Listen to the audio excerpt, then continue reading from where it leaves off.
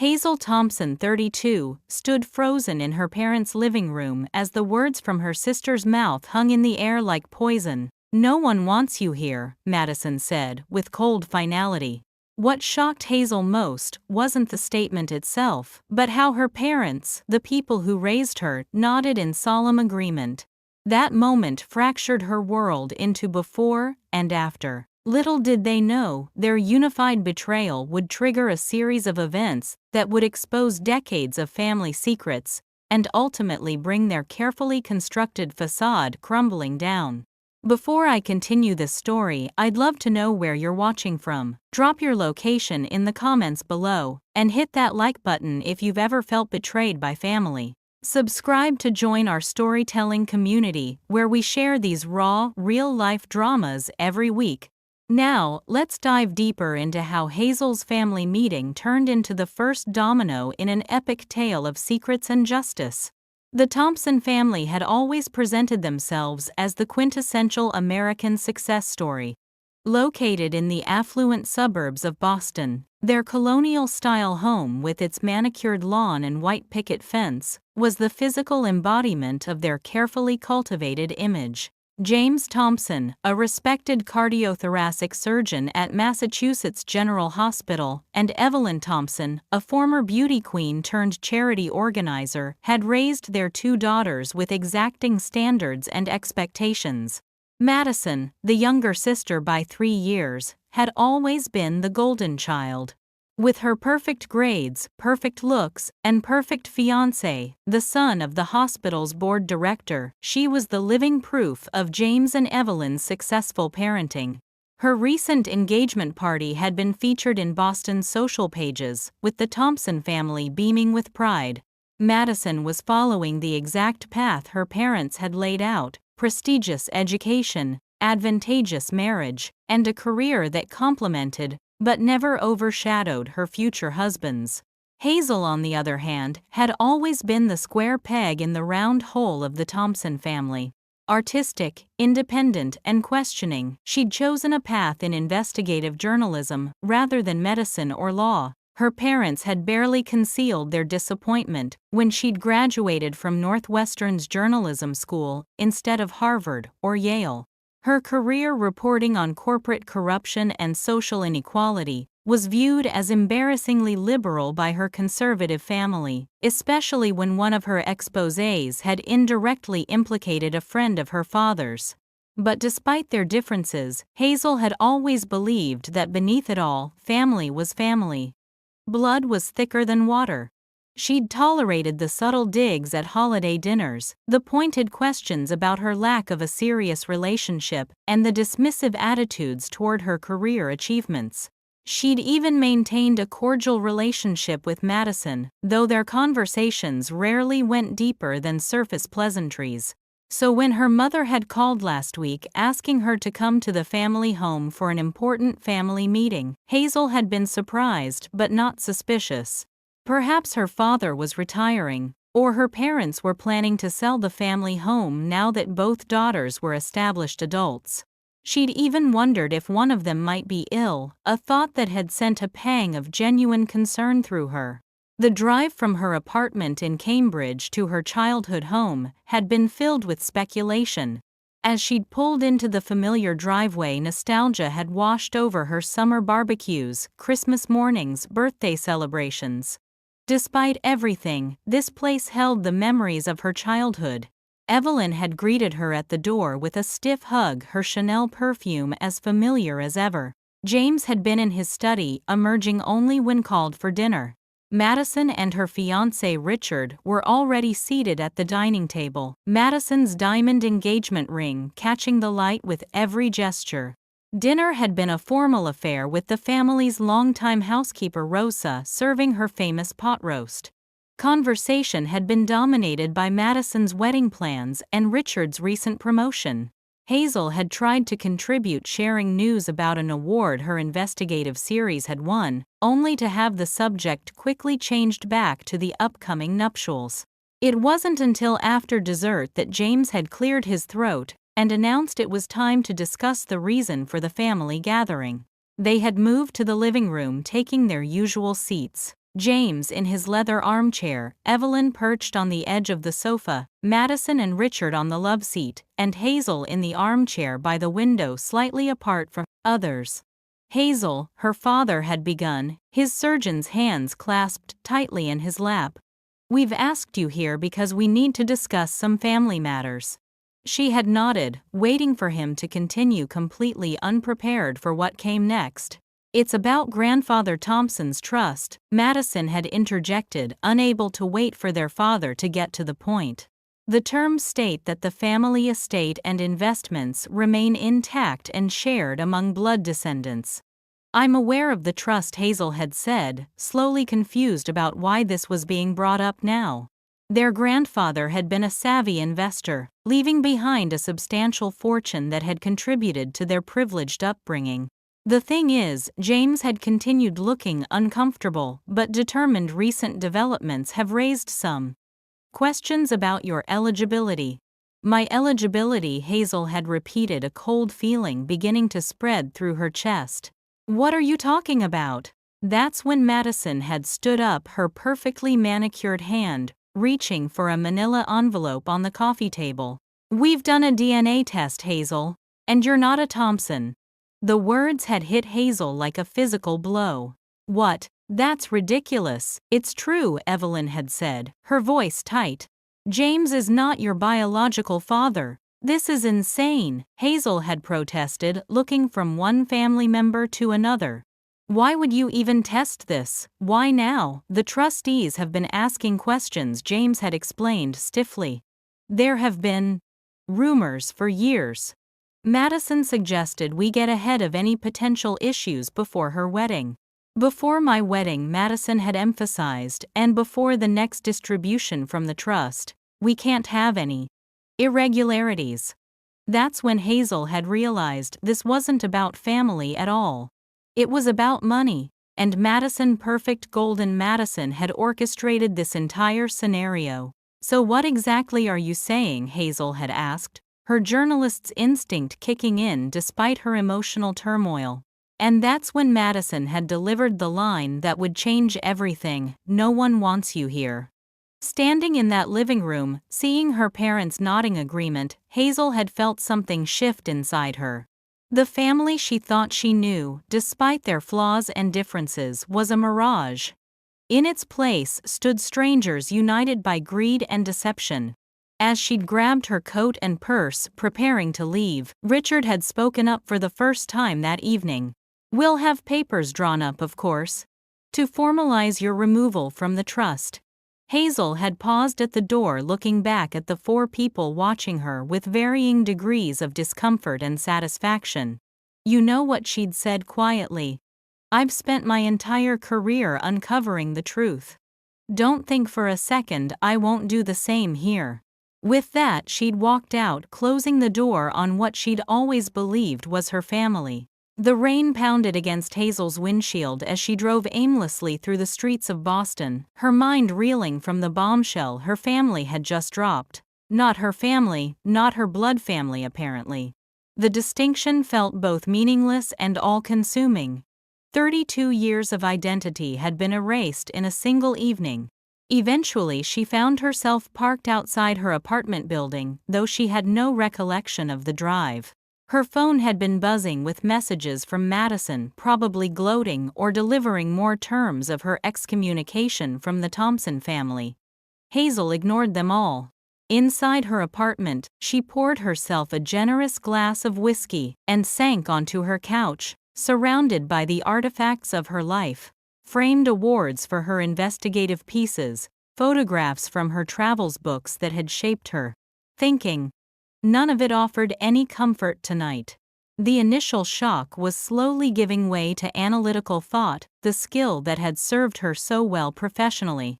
If what they claimed was true, that James was not her biological father, then who was? And more importantly, had her mother had an affair, or was there something else at play? The clinical way they had presented the information suggested they'd known for some time, perhaps always. She pulled out her laptop and began making notes, organizing questions and potential sources of information. Her journalist's instinct was kicking in, turning personal trauma into an investigation. The first person she called was Rosa, the family housekeeper who had been with the Thompsons since before Hazel was born. Rosa had always shown Hazel more genuine warmth than her own mother, sneaking her cookies when she was sad, and defending her against Evelyn's criticisms of her appearance or behavior. Miss Hazel. Rosa answered, her voice carrying its familiar Spanish accent. "Are you okay? I heard shouting before you left." "No, Rosa, I'm not okay," Hazel admitted. "They told me James isn't my biological father." "Did you know about this?" The silence on the other end of the line spoke volumes. "Rosa, please," Hazel pleaded. "I need to know the truth."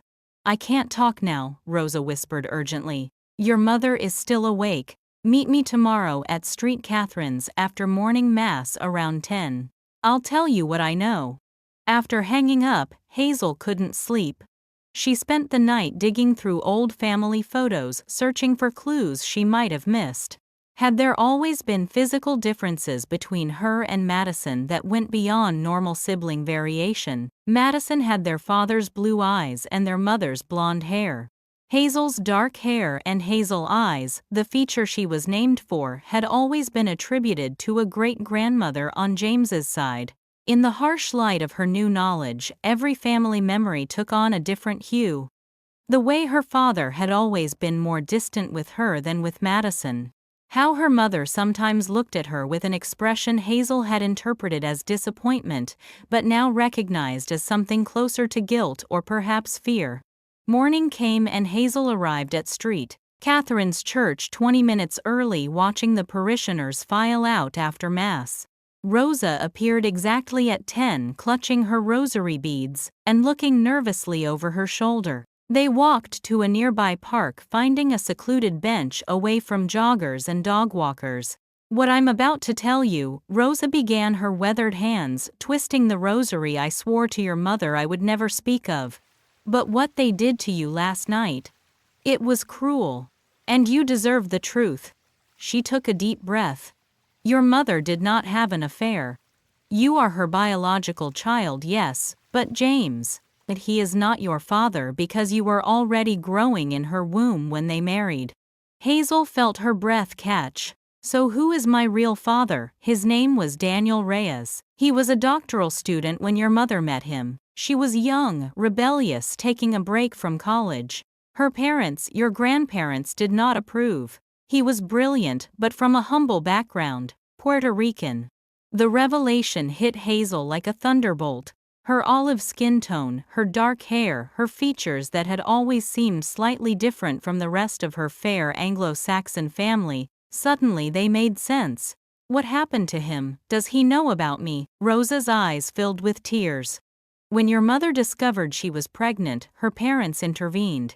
They introduced her to James, who was from a good family starting medical school. A suitable match.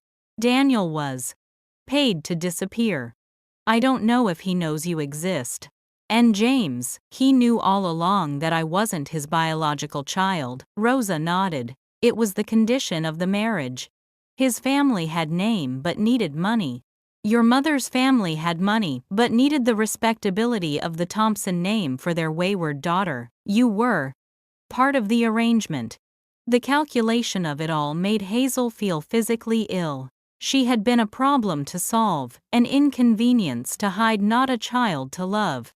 Why did they keep me then? Why not put me up for adoption if I was such a stain on their precious reputation? Your grandfather insisted you be raised as a Thompson. He feared the scandal more than anything, and there was genuine affection, especially from your mother, at least at first. But as you grew and began to resemble Daniel more, not just in looks but in temperament, in your passion for justice and truth, I think it became difficult for them. A constant reminder. Hazel thought of all the times she'd been made to feel like an outsider in her own family, how her interests and talents had been dismissed while Madison's were celebrated. It hadn't just been favoritism, it had been a fundamental denial of who she truly was. "Do you know what happened to Daniel? Is he still alive? Could I find him?" Rosa hesitated. The last I heard many years ago he had finished his doctorate and was teaching at a university in Chicago. That's all I know. Chicago, where Hazel had felt inexplicably drawn to attend journalism school at Northwestern. Had some subconscious part of her been seeking a connection to her roots all along? "Thank you, Rosa," Hazel said, hugging the older woman. "You've given me somewhere to start." As they parted, Rosa pressed something into Hazel's hand, a small worn photograph. It showed a young Evelyn, her blonde hair longer than Hazel had ever seen it, laughing beside a handsome young man with dark, intelligent eyes and a warm smile. Written on the back, in faded ink, "Evelyn and Daniel, Cape Cod, summer 1990. Hazel stared at the face of her biological father for the first time. The resemblance was unmistakable. She wasn't a Thompson at all. She was a Reyes. Hazel's apartment transformed into an investigation headquarters within days. Her dining table disappeared beneath stacks of documents, timeline charts, and research materials. The wall above her desk became a makeshift evidence board, with the photograph of Daniel and Evelyn at its center. As an investigative journalist, Hazel had honed skills that made her particularly adept at uncovering buried truths, skills she now turned toward her own origin story. Her first step was tracking down Daniel Reyes. With just the information that he'd been a doctoral student, who might have ended up teaching in Chicago, she had to be methodical. University websites, academic journals, social media, she scoured them all looking for any trace of the man in the photograph. After 3 days of searching, she found him, Dr.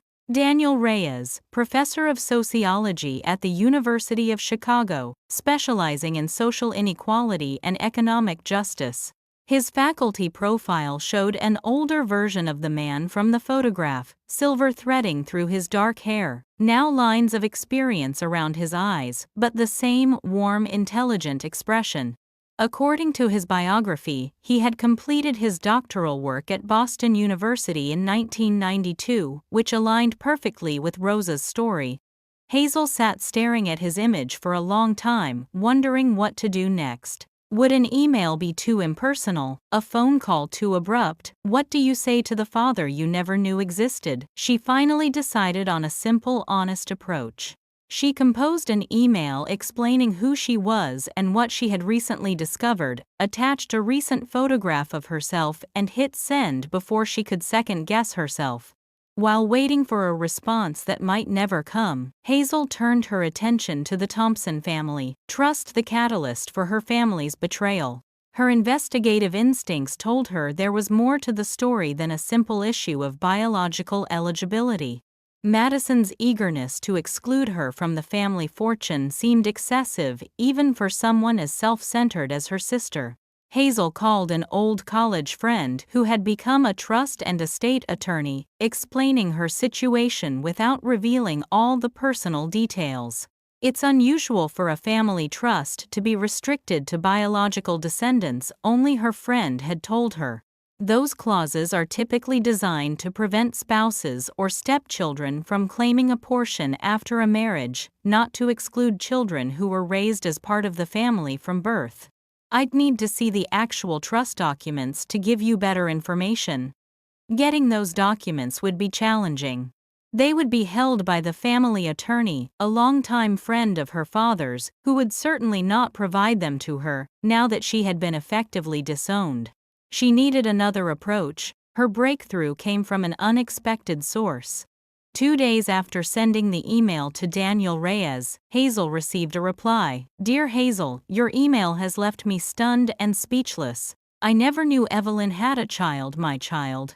I was told she had reconciled with an ex-boyfriend after our relationship ended, and I respected her decision to break contact, though it broke my heart. I have 1,000 questions, as I'm sure you do too.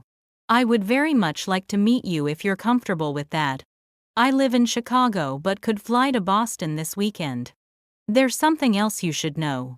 After receiving your email, I searched for information about the Thompson family. James Thompson's name seemed familiar to me, and I realized why. In 1991, when I was still at Boston University, I was involved in a research study on medical ethics. I uncovered some concerning practices at a private hospital where experimental procedures were being performed without proper consent. One of the doctors involved was a young resident named James Thompson. The hospital administration and some powerful board members buried the investigation, and shortly afterward my funding was cut. It was a factor in my decision to leave Boston once I completed my doctorate. I don't know if this information is relevant to your current situation, but given the timing and the people involved, it seemed important to share. I look forward to hearing from you. Daniel. Hazel read the email multiple times, emotions washing over her in waves, validation, connection, and a new thread to investigate. Could her father James have been involved in something unethical, and could that somehow connect to her current situation? Before she could dive into this new avenue, her phone rang. The caller ID showed Rosa's name. Miss Hazel. Rosa's voice was hushed and urgent. "I've been let go. Your mother fired me this morning after 30 years. She said they're downsizing now that both you girls are grown, but I know the truth. Madison saw us at the church. She told them I spoke to you." Hazel felt a surge of guilt and anger. "Rosa, I'm so sorry. This is all my fault." "No, Nina. It was time for the truth to come out. But there's something else. When I was packing my things, I overheard Madison and your mother arguing in the study. Madison was saying they needed to accelerate the timeline and move the assets before she discovers anything. Your mother seemed afraid, saying it was too risky. Did you hear anything specific about what they're trying to hide?" "Just one thing. Madison mentioned Prometheus. She said, we need to make sure Prometheus is secure before she starts digging." "Does that mean anything to you, Prometheus?" The name rang a distant bell in Hazel's mind, but she couldn't place it. "I'm not sure, but I'm going to find out." "Rosa, where are you staying?" "With my sister in Dorchester for now. I'll help you find a new position, I promise. And I'll get to the bottom of this." After hanging up, Hazel opened her laptop and searched for Prometheus in connection with the Thompson family. Nothing relevant appeared. She tried various combinations: Prometheus Medical, Prometheus Boston, Prometheus Thompson, still nothing significant. Then she remembered Daniel's email about James's involvement in unethical medical practices. Could there be a connection? She refined her search to include medical research and experimental procedures. A single result caught her eye: a small item in a medical ethics journal from 1995, referencing a whistleblower report about Project Prometheus, an experimental genetic therapy program that had been shut down after questions about its consent procedures. The article didn't name specific doctors or hospitals, only that it had operated in the Boston area in the early 1990s. Hazel's investigative instincts were firing on all cylinders now. She needed more information, and she knew exactly who might have it. She replied to Daniel's email accepting his offer to meet that weekend, and asking if he had any documentation from his old research about the medical ethics violations. As she prepared for bed that night, her phone chimed with a text message from an unknown number. The message contained just 4 words: "Be careful. They're watching. I know you're all on the edge of your seats." What is Project Prometheus? How is it connected to the Thompson family? And who sent Hazel that mysterious text? Before I continue, let me know in the comments if you've ever discovered a family secret that changed your entire perspective. If you're enjoying this family drama, hit that like button so I know to continue the story, and subscribe to make sure you don't miss the shocking revelations coming in the next part. Now let's see what happens when Hazel meets her biological father for the first time. Saturday morning found Hazel pacing nervously at Boston's Logan Airport, waiting for Daniel Reyes's flight from Chicago to arrive. She'd barely slept the night before, her mind racing with questions both personal and investigative. The mysterious text warning her to be careful had added another layer of anxiety to an already overwhelming situation. She'd chosen a quiet coffee shop in the airport for their meeting, away from the main terminals where they could talk privately. When she spotted him walking toward her, recognition was instant and visceral. The man from the photograph, older now but unmistakable, with the same eyes she saw in her mirror every morning. He stopped a few feet away, taking her in with an expression of wonder and uncertainty. "Hazel," he said, his voice catching. "Daniel," she replied, and then testing the word on her tongue. "Dad." They both moved at the same time, meeting in an embrace that broke through the awkwardness. Hazel was surprised to find herself crying. She wasn't typically emotional, but this moment transcended her usual composure. Once seated with coffee, the conversation flowed more easily than either had expected. Daniel had brought a small album of photographs himself as a young man. His parents, Hazel's grandparents, she realized with a start his life in Chicago. He was a widower, his wife having passed away from cancer 5 years earlier. They hadn't had children. "I always wanted a family," he told Hazel, his eyes bright with unshed tears. "To discover now that I've had a daughter all these years, it's overwhelming in the best possible way." Hazel shared her own story, her childhood as the perpetual outsider in the Thompson family, her drive toward journalism and uncovering truth, her current investigation into why her family had chosen this moment to reveal her parentage. "I brought the files from my old research," Daniel said, placing a thumb drive on the table between them. "It's not much, most of the official documentation disappeared when the investigation was shut down, but it's notes from interviews with nurses and a few patients, plus some correspondence with the hospital administration." "What exactly was Project Prometheus?" Hazel asked, lowering her voice despite the relative privacy of their location. Daniel leaned forward. "It was presented as a breakthrough genetic therapy program for rare hereditary conditions. The public story was that they were developing treatments for children with genetic disorders. But some of the nurses began to notice discrepancies, treatments being administered to patients who didn't fit the study criteria, missing documentation, unusual timing of procedures. And James Thompson was involved." Daniel nodded. "He was a rising star hand-picked for the program by Dr. Victor Whitmore, who was the chief of surgery and the principal investigator. What troubled me most was that the families involved were predominantly from lower socioeconomic backgrounds, many non-English speakers. Classic vulnerable populations for medical exploitation. But what were they really doing, and how does this connect to my situation now? That's what I could never fully determine. The investigation was shut down before I could get concrete evidence. But there were rumors." He hesitated.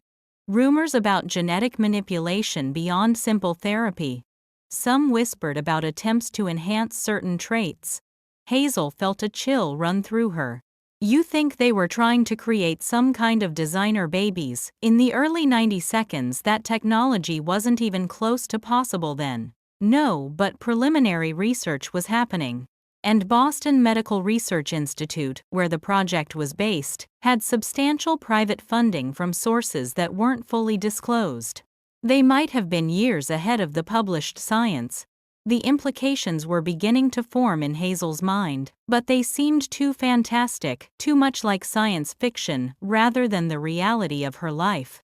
She needed more concrete information. "One more thing," Daniel said, pulling out a folded newspaper clipping. "I found this when I was going through my old files. It might be relevant." The clipping showed a charity gala from 1994. In the photograph, James and Evelyn Thompson stood smiling beside an elderly man identified as Edwin Thorne, founder of Thorne Biotech, and generous supporter of the Prometheus Initiative for Medical Advancement. "Thorne Biotech," Hazel murmured. "Why does that sound familiar?" She pulled out her phone and did a quick search. Thorne Biotech was acquired by Medicor Pharmaceuticals in 2010, and the current CEO of Medicor is... She stared at the screen in disbelief. "Richard Whitmore, Madison's fiancé." "Whitmore," Daniel repeated. "Any relation to Victor Whitmore, the doctor I mentioned?" His son Hazel confirmed the pieces beginning to align in her mind. Madison is marrying the son of the doctor who ran Project Prometheus, who now runs the company that acquired the project's funding source. They sat in stunned silence, absorbing the implications. There's something bigger happening here, Hazel finally said. My exclusion from the family trust isn't just about money. They're worried I'll expose something connected to Project Prometheus, something that could damage not just the Thompson family but the Whitmores and Medicore too. Be careful, Hazel, Daniel urged, echoing the mysterious text she'd received. These are powerful people with a lot to lose. As they prepared to leave the coffee shop, Hazel's phone buzzed with an email notification. It was from an anonymous account with a subject line that made her blood run cold: the truth about Project Prometheus and Patient Zero. The email contained only an address in a Boston suburb and a time 9 p.m. that night. What is it? Daniel asked, noticing her expression. Hazel showed him the email. I think someone wants to help us, someone who knows what really happened. It could be a trap, Daniel warned. Or it could be the answers we need, Hazel countered. I've spent my career following leads like this. My instincts tell me this is genuine. Daniel's expression was torn between fatherly concern and understanding of her determination. Then I'm coming with you. Whatever we're about to uncover, we'll face it together. As they left the airport, Hazel couldn't shake the feeling that they were being watched. A quick glance over her shoulder confirmed her suspicion. A man in a dark suit was observing them from across the terminal, speaking quietly into a phone. The game was changing. Whatever secrets lay buried in her family's past, people were now moving to either expose or protect them. And Hazel was at the center of the storm. I know this story is getting intense, and I can see from your comments that many of you are forming theories about Project Prometheus. If you're enjoying this journey of discovery with Hazel, please hit that like button to let me know.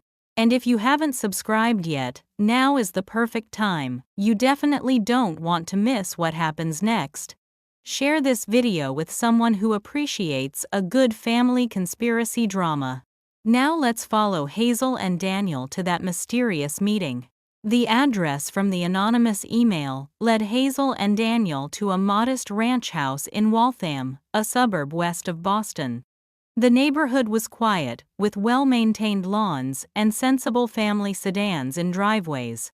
Nothing about the location suggested danger or intrigue, which helped ease Hazel's nerves slightly. They'd spent the afternoon reviewing Daniel's files on Project Prometheus, finding concerning details, but nothing that fully explained the current situation. The project had officially focused on treating children with rare genetic disorders, but Daniel's notes highlighted inconsistencies: treatments administered to children who didn't match the diagnostic criteria, unusual security protocols, and separate record-keeping systems. Whoever sent that email must have inside knowledge, Hazel had concluded. Something beyond what was visible even to someone investigating like you were. Now sitting in her car outside the address, Hazel checked her watch. 8:55 p.m. We should go in, she said to Daniel. But stay alert. They approached the house cautiously. The porch light was on, and through the front window they could see the silhouette of someone moving inside. Hazel rang the doorbell. The woman who answered was in her 60s, with silver-streaked dark hair pulled back in a neat bun. She wore scrubs, suggesting she'd just returned from a medical shift. Hazel Thompson and Daniel Reyes, she asked, her voice carrying a slight Filipino accent. They nodded. I'm Lucia Mendoza. I was a nurse at Boston Medical Research Institute from 1990 to 1995. I worked on Project Prometheus. She stepped back, inviting them in. We have a lot to discuss. Inside the house was modest but immaculate. Photographs of children and grandchildren lined the walls, and medical textbooks filled a bookshelf in the living room. Lucia led them to a kitchen table, where 3 mugs and a pot of tea were waiting. I've been following your career, Miss Thompson, Lucia said as she poured the tea. Your exposés on pharmaceutical companies hiding adverse drug reactions on medical insurance fraud. I knew you had your father's integrity. You knew Daniel was my father, Hazel asked, surprised. Lucia smiled sadly. I knew Evelyn Thompson when she was still Evelyn Bradford. She was one of our early study coordinators before she married Dr. Thompson. She and Daniel. She glanced between them. Well, your relationship wasn't a secret among the staff. But how did you know Hazel was my daughter? Daniel pressed. I didn't know myself until days ago. Because I was there the night you were born, Lucia said directly to Hazel. And I know exactly why the Thompsons are so desperate to keep you from learning the truth. Hazel felt her pulse quicken. Tell us everything. Lucia took a deep breath. Project Prometheus wasn't just about treating genetic disorders, that was the public face. The real work, funded privately by Edwin Thorne through a complex network of shell companies, was more ambitious and more ethically questionable. They were attempting to enhance genetic expression in utero. Enhancement? What kind? Daniel asked. Intelligence primarily, physical resilience, immune function. They believed they could create children who would be, for lack of a better term, superior. Hazel felt a chill run through her. Human experimentation. Lucia nodded gravely. Dr. Victor Whitmore was obsessed with the potential. He had lost a son to a genetic disorder, and became convinced that humanity's future depended on taking evolution into our own hands. Where do I fit into this? Hazel asked, though she was beginning to suspect the answer. When Evelyn discovered she was pregnant with Daniel's child, she confided in Dr. Whitmore, who saw an opportunity. He convinced her that by participating in the program, she could secure her future and her child's. James Thompson, an ambitious young doctor who was already working with Whitmore, agreed to marry her as part of the arrangement. The Bradford family paid handsomely to avoid scandal, and the Thompsons gained social standing. Meanwhile, Whitmore gained something more valuable, a subject whose parents were both exceptionally intelligent and who would be raised in a controlled environment where development could be monitored. Patient Zero, Hazel whispered, recalling the subject line of the anonymous email. That was me, Lucia nodded. You were the first. There were others later, 12 in total, but you were the prototype, the one they watched most closely. So I was. Genetically modified. Hazel struggled to process the implications. The technology was primitive by today's standards, Lucia explained. They couldn't precisely edit genes, but they could influence expression through a combination of in utero interventions. Your cognitive abilities, your immune system, certain physical traits, all were potentially affected. Daniel looked stricken. I had no idea. If I had known Evelyn was pregnant. She was instructed never to tell you, Lucia said gently. The Bradford family made sure you were pushed out of the picture completely. Hazel's mind was racing. But why reveal all this now? Why tell me I'm not James's daughter after hiding it for 32 years? Because of the trust fund, I would guess, Lucia said. But more importantly, because of Medicorp's upcoming announcement. What announcement? Daniel asked. Medicorp, which acquired Thorne Biotech and all its research, is about to go public with a revolutionary gene therapy program. Richard Whitmore has been positioning it as a breakthrough decades in the making. What they won't mention is that the foundational research came from Project Prometheus. Or that the long-term outcomes were proven through monitoring you and the other children in the program. So Madison's engagement to Richard Whitmore is almost certainly strategic. The Thompson and Whitmore families have been connected since the beginning of the project. With Medicorp going public with this technology, they needed to ensure no one would expose the unethical origins. Your journalistic investigations have been making them nervous for years. And if I'm not legally part of the family, Hazel reasoned, then I have no claim to any documents, records, or family history that might expose what they did. Exactly, Lucia confirmed. They're cutting ties before you can discover the truth and potentially derail a multi-billion-dollar medical breakthrough. Do you have evidence of all this? Hazel asked, her investigative instincts taking over. Lucia stood and retrieved a locked metal box from a closet. I've kept these hidden for almost 30 years, she said, unlocking the box. Original patient files, including yours. Protocols signed by Whitmore and Thompson. Photos. And this. She pulled out a USB drive. Digital copies of everything, plus recorded interviews I conducted secretly with 2 other nurses and a lab technician who had concerns about the ethical implications. We were all fired or forced to resign when the project was officially shut down in 1995. Why didn't you come forward before now? Daniel asked. Fear, Lucia admitted. These people are powerful. One of the nurses who spoke to me was found dead from an apparent suicide a week after our interview. The lab technician's house burned down. The message was clear. She looked at Hazel intently. But when I saw in the news that Richard Whitmore was announcing a revolutionary genetic therapy next month, and then noticed your name appearing in the society pages for the first time in years for that family meeting, I knew I had to act. Hazel reached for the USB drive, but Lucia held it back momentarily. You understand the risk, yes. Once you expose this, there's no going back. These families, Medicorps, they won't just accept defeat. Hazel thought of the text warning her that she was being watched of the man at the airport. Then she thought of 32 years of feeling like an outsider in her own family, never understanding why. I've spent my career exposing the truth. I can't stop now, especially when it's my own truth. Lucia handed over the USB drive and the box of documents. Then you'll need all the evidence I have.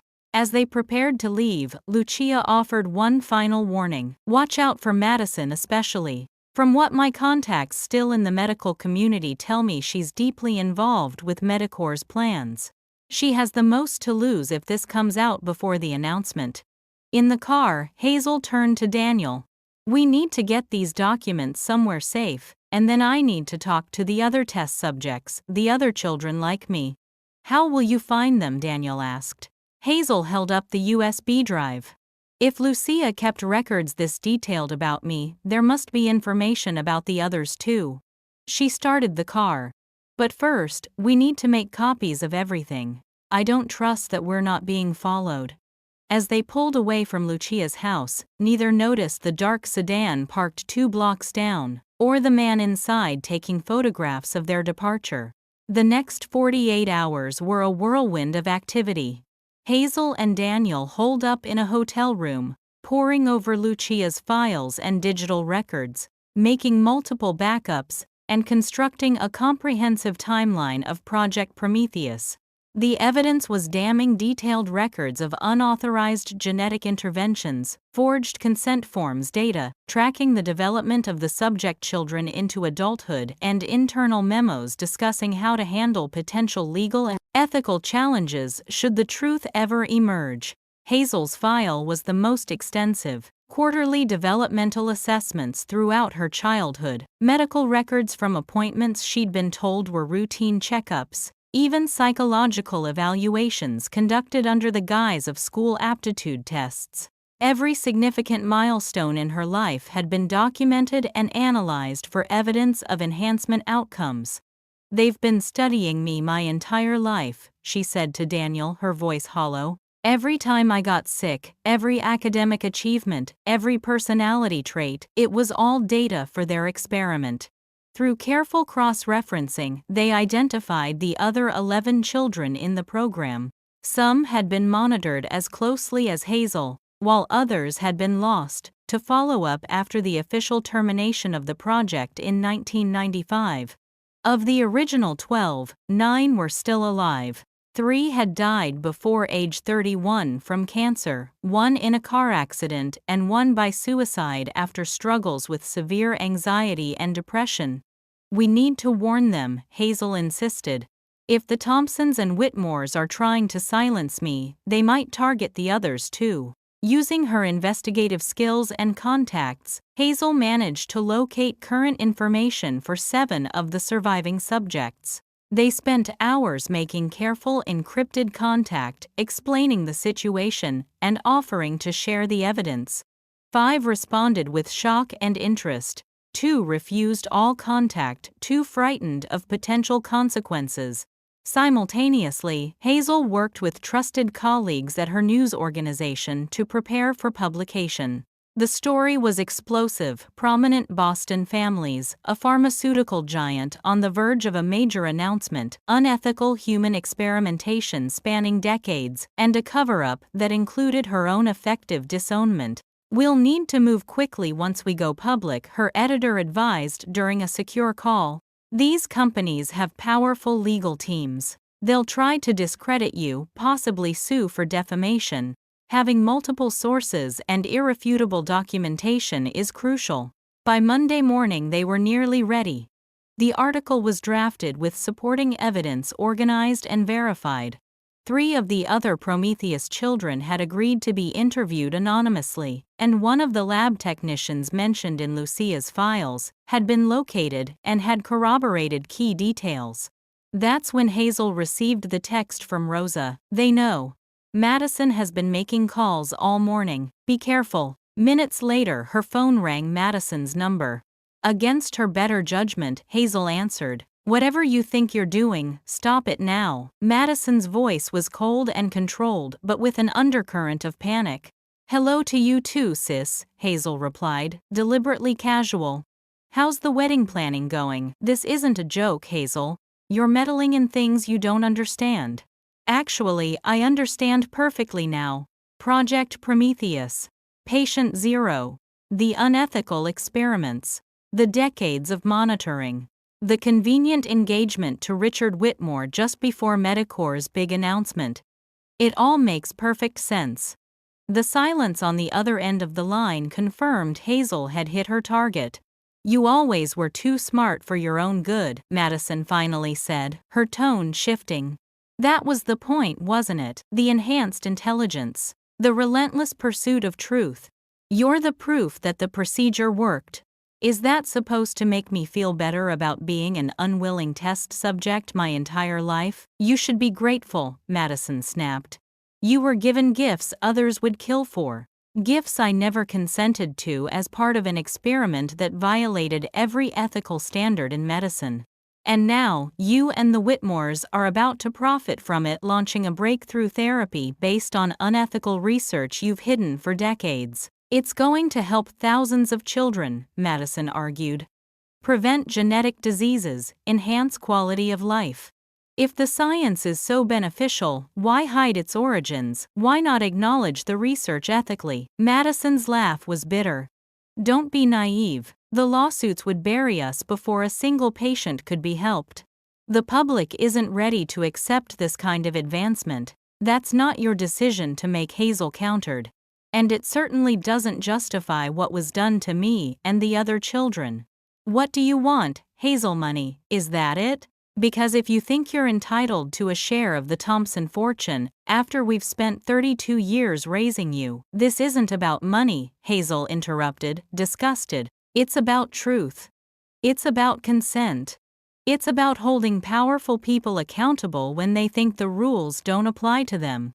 If you publish this story, you're not just attacking us, you're potentially denying treatment to children who desperately need it. If the treatment is valid, it will withstand scrutiny of its origins. If Medicore and the Whitmores have nothing to hide, they have nothing to fear from the truth." There was a long pause. When Madison spoke again, her voice had a dangerous edge. "You have 24 hours to reconsider. After that, we can't be responsible for the consequences." Is that a threat? It's reality. Powerful interests are involved here, Hazel. People who won't hesitate to protect what they've built. The fact that we were family won't matter. "It never did," Hazel replied quietly. "But unlike you, I won't compromise my principles for profit or protection." "Your principles," Madison scoffed. "Always so righteous, so certain." Did it ever occur to you that maybe, just maybe, we were protecting you too? That there are things about the project, about yourself that you might not want to know? Hazel felt a chill. What are you talking about? Ask your new friend Lucia about phase 2 of the project. Ask her about the behavioral triggers. Ask her why some of the subjects had to be contained. Before Hazel could respond, Madison hung up. Daniel had been listening to Hazel's side of the conversation, with growing concern. What did she mean about phase 2 behavioral triggers? I don't know, Hazel admitted, but we need to talk to Lucia again. Now. They tried calling Lucia, but the calls went straight to voicemail. Growing increasingly worried, they decided to drive to her house. The street was blocked by emergency vehicles when they arrived, police cars, an ambulance, and a fire truck. Neighbors stood on their lawns watching as firefighters battled the blaze engulfing Lucia's home. Hazel approached one of the police officers, her heart racing. What happened? Is Lucia Mendoza okay? The officer's expression was grim. Are you family, a friend? Please, is she all right? I'm sorry. The homeowner was found inside. Preliminary indication is smoke inhalation, but the medical examiner will determine the official cause of death. Hazel stumbled back, Daniel catching her arm to steady her. This isn't a coincidence, she whispered. They silenced her. Daniel nodded grimly. And they'll come for us next if we don't move fast. As they returned to the car, Hazel's phone chimed with an email notification. The sender was anonymous, but the subject line made her blood run cold. Phase 2, Protocol, Subject 0 Containment Procedures. The message contained a single line of text. The enhancement wasn't just cognitive. Be at the Old Thorn Biotech facility tonight at midnight if you want to know what you're really capable of. Hazel showed the message to Daniel, her hand trembling slightly. It could be a trap. Almost certainly, he agreed, but it could also be the missing piece. Someone inside knows more than Lucia did. I need to finish the article first, Hazel decided. Get everything we already know securely to my editor. If something happens to us, at least the core of the story will come out. As they drove back to the hotel, Hazel couldn't shake Madison's words from her mind. What didn't she know about herself? What had really been done to her in the name of scientific advancement, and who else might die before the truth was fully revealed? The abandoned Thorn Biotech facility loomed against the night sky, its windows dark except for a single light on the third floor. Hazel had spent the afternoon finishing her exposé, sending encrypted files to her editor, with instructions to publish if she didn't check in by morning. Now, as she and Daniel approached the building, she felt a strange combination of dread and determination. You don't have to do this, Daniel said softly. We have enough evidence already. I need to know the whole truth, Hazel replied. About the project, about myself.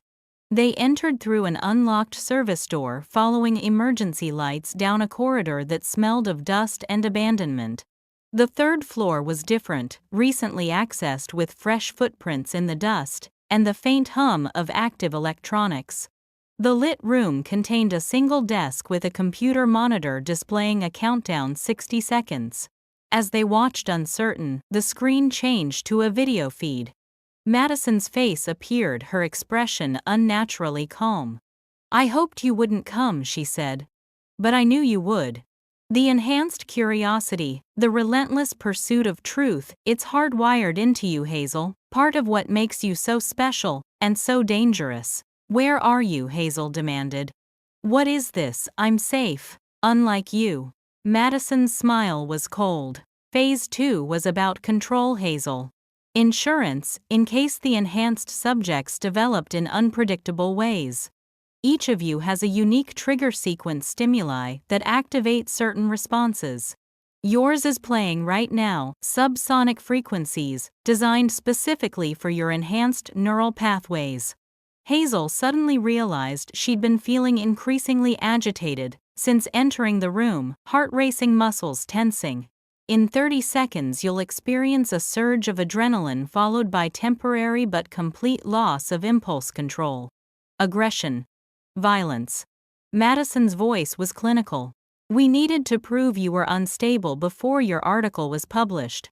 A tragic murder-suicide, the journalist who snapped, killed her newfound father in a delusional rage then herself. So sad, so discrediting to any exposé released posthumously." Daniel was already pulling Hazel toward the door, but she felt frozen, fighting against a growing wave of irrational anger. "You feel it, don't you?" Madison continued. "Fight it if you can, but the programming is deep. It's already working on your amygdala, shutting down your frontal lobe function." "Hazel, we need to go." Now Daniel's voice seemed distant. With tremendous effort, Hazel turned away from the screen, stumbling toward the door as Madison's voice followed them. "You can run, but you can't escape what you are. What we made you." In the corridor, the same subsonic frequency seemed to be playing through hidden speakers. Hazel's vision began to blur, rage building inside her. Daniel's grip on her arm was the only tether to rationality. "Car." Now she managed through gritted teeth. They half ran, half stumbled, down the emergency stairs and out into the night air. As they reached the parking lot, headlights suddenly illuminated them from multiple vehicles. Men in tactical gear emerged, weapons raised. Hazel Thompson, Daniel Reyes on the ground. "Now federal agents," one shouted. "Everyone down." In her state of triggered aggression, Hazel nearly fought, but Daniel pulled her down beside him. "Wait," he urged. "Look." The agents weren't approaching them, they were moving toward the building and the other vehicles. Through her haze, Hazel recognized Richard Whitmore being handcuffed, along with James Thompson and several men in suits. A female agent approached them cautiously. "Miss Thompson, I'm Special Agent Rivera, FBI. We got your editor's call. Are you all right?" The realization that help had arrived, that her editor had acted on the evidence immediately rather than waiting, broke through Hazel's chemically induced rage. She collapsed against Daniel, the adrenaline surge, leaving her shaking but clear-headed. "The building," she gasped. "Sound system. Triggering something in me." Agent Rivera spoke rapidly into her radio, and moments later, the subtle pressure Hazel had felt since entering the facility suddenly lifted as the power was cut. "We've been investigating Medicore and Thorne Biotech for months," Rivera explained as paramedics checked Hazel's vitals. "Your evidence was the missing piece. We moved as soon as your editor contacted us." Madison, Hazel asked. "In custody at her home. The entire operation is being shut down as we speak." Hours later, seated in the FBI field office, Hazel watched news reports beginning to break about a major pharmaceutical scandal involving illegal human experimentation. Her article, published simultaneously on her news organization's website, was already trending nationwide. The medical evaluation had confirmed what Madison had revealed. Hazel's brain showed unusual patterns, enhanced neural pathways that had been artificially stimulated by the subsonic frequencies. But the doctors were confident that with the trigger identified, it could be neutralized. She wasn't a threat, she was a victim. "What happens now?" she asked Daniel, who hadn't left her side through the entire ordeal. "Justice," he said, simply. "For you, for me, for all the families affected. And then healing." Hazel nodded, feeling a strange sense of peace despite the chaos. The truth was out. The people responsible would face consequences. And she had found her real father, a connection based on genuine bonds, rather than scientific manipulation or social convenience. Family isn't about blood or biology, she realized aloud. It's about who stands with you when the truth comes out, however ugly that truth might be. Daniel squeezed her hand. "And I'll be standing with you every step of the way. This experience has taught me so much about family truth and justice. I'd love to hear your thoughts on this story. Have you ever discovered a family secret that changed your perspective on everything? Or have you had to stand up against powerful interests to reveal an important truth?" Drop your experiences in the comments below. If this story resonated with you, please hit that like button and subscribe to my channel for more compelling narratives that explore the complex dynamics of family relationships and the pursuit of justice. Share this video with someone you know who appreciates stories about truth prevailing against all odds. Thank you so much for joining me on this journey. I'm grateful for each and every one of you who took the time to listen to the story. Until next time, remember that your voice matters, and sometimes the most important family we find is the one we choose for ourselves.